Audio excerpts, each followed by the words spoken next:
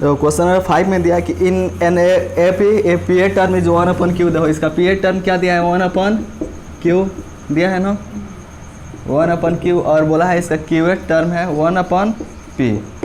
Question में बोला है कि प्रूव करना है कि सम ऑफ पी क्यू टर्म है 1/2 इंटू पी क्यू प्लस 1, यही ना प्रूव कहलाना है।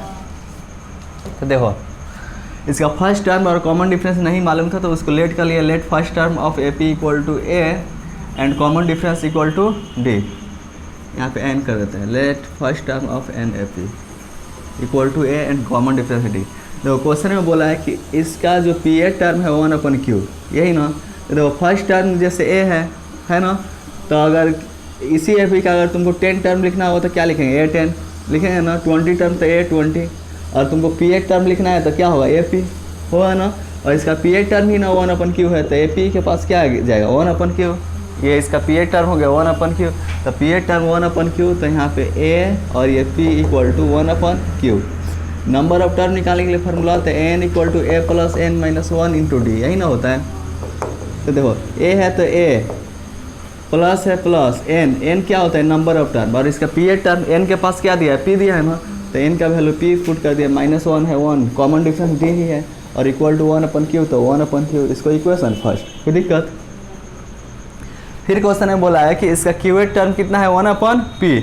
तो देखो a कौन सा टर्म क्यूएट बोला है ना, तो नंबर ऑफ टर्म के पास क्या आएगा, क्यूएट टर्म 1/p है, तो इक्वल टू 1/p। ठीक है। देखो नंबर ऑफ टर्म निकालने के लिए यही फार्मूला है, a है तो a प्लस n के पास क्या आएगा, q, -1 है 1, d तो d ही रहेगा क्योंकि कॉमन डिफरेंस d लेट किए, और इक्वल टू 1/p है तो 1/p। इसको मान लीजिए इक्वेशन सेकेंड। देखो हमको क्या प्रूव करना है कि सम ऑफ पी क्यू टर्म कितना है, इतना है ना, यानी इसका सम प्रूव करना है।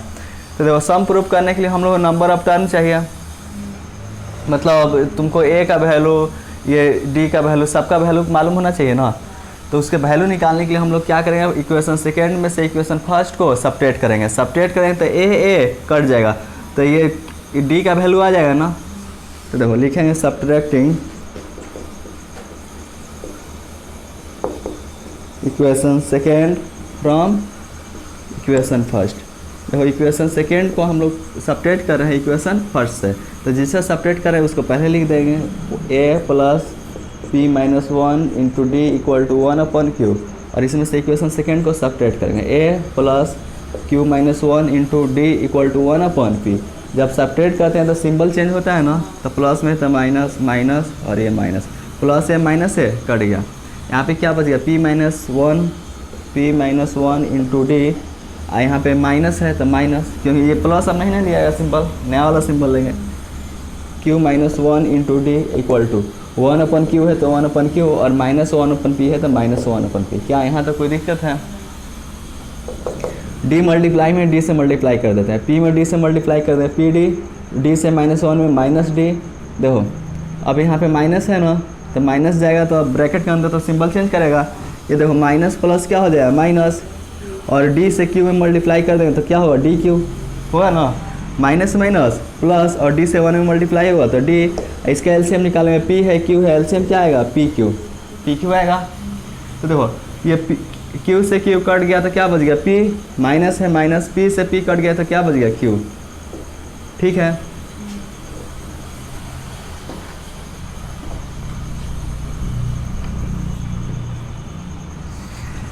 इधर देखो ये minus D plus D cut गया, तो यहाँ पे क्या बच गया, P D minus D Q.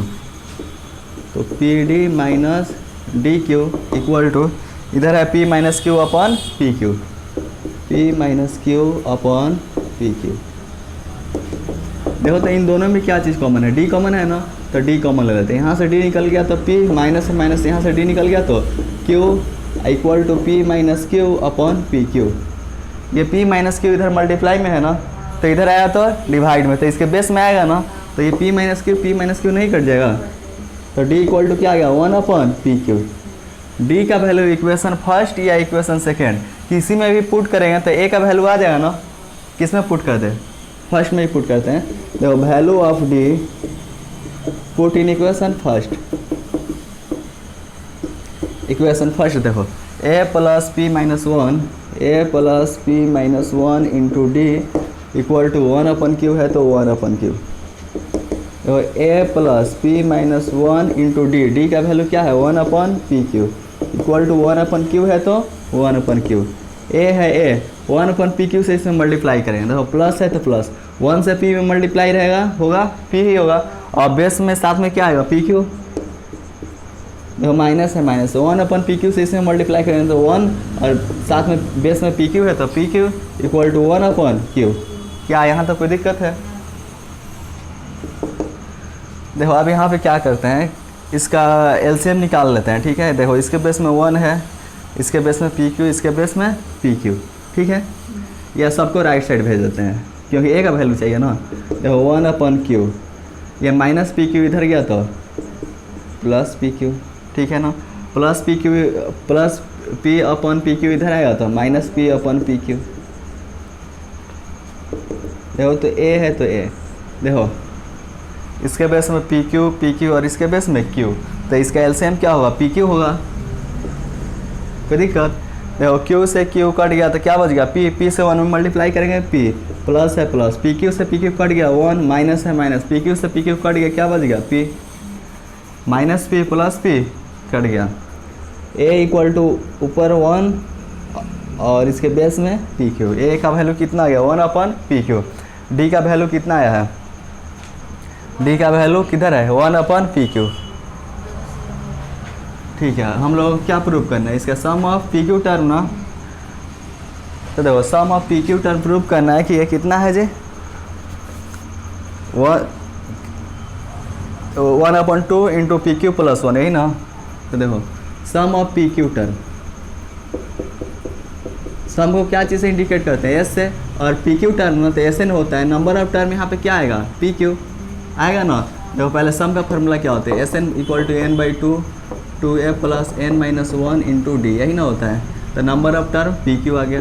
देखो यहाँ भी नंबर ऑफ टर्म है n है, यहाँ पे क्या आएगा pq/2 है तो 2a। a का वैल्यू कितना है जी 1/pq, a का वैल्यू यहाँ पे है 1/pq।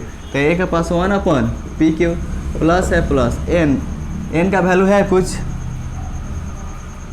n का वैल्यू नहीं है। तो देखो n माइनस 1 इंटू डी का वैल्यू है 1/pq, तो d के पास 1/pq। देखो pq/2, 2 से 1 में मल्टीप्लाई होगा 2 में pq है तो pq, माइनस है माइनस, 1/pq से इसे मल्टीप्लाई होगा 1 से n में तो 1 से n में तो n में pq है तो pq, ये माइनस है तो माइनस, 1 से 1 में 1 में pq है तो pq। देखो pq/2, देखो तो इसके बेस में pq सब में pq है ना, एलसीएम क्या आएगा pq से pq कट गया 2, माइनस है माइनस, pq से pq कट गया n, माइनस है माइनस, pq से pq कट गया, क्या बच गया 1। कोई दिक्कत?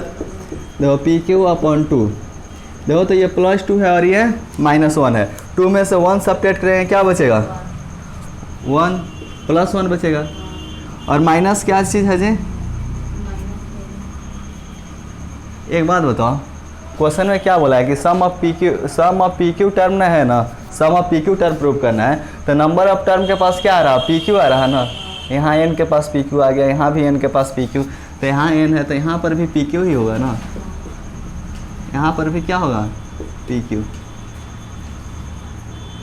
यहाँ पर भी pq से pq कट गया तो pq। ठीक है ना। देखो 2 में से 1 सब्ट्रैक्ट हुआ 1 और माइनस pq है तो pq, अपॉन में pq है तो pq। कोई दिक्कत?